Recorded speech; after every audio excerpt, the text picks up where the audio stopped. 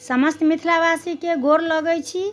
एखन एकटा हम दुर्गा महारानी के गीत सुना रहल छी। हमर चैनल के सब केओ लाइक शेयर सब्सक्राइब कऽ कऽ आशीर्वाद देव। धन्यवाद। जय मिथिला, जय मैथिली।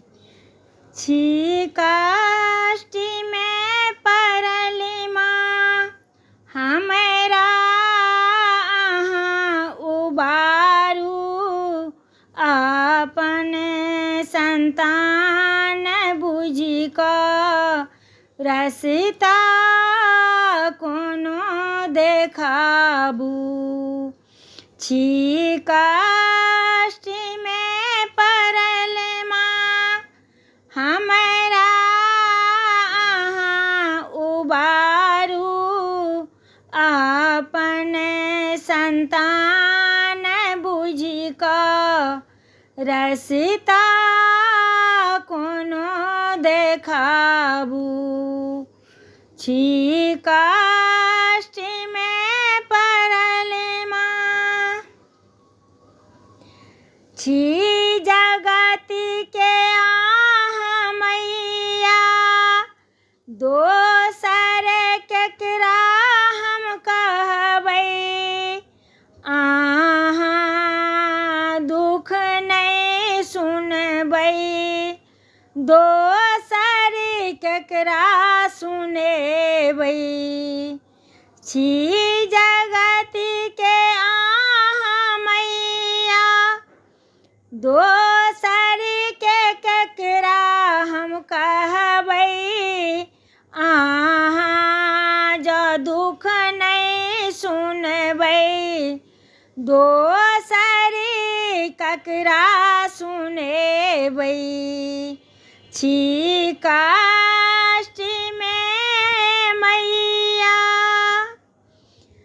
केलौं ने कहियो पूजा, मंत्र जाप किछु नहीं केलौं। छेलौं निपट अनारी, तैं पाप में ओझरेलौं। नहीं केलौं कहियो पूजा, मंत्र जाप किछु नहीं केलौं। छेलौं निपट अनारी, तैं पाप में ओझरेलौं। अहाँ कऽ कृपा करू माँ, रसिता कोनो देखाबू।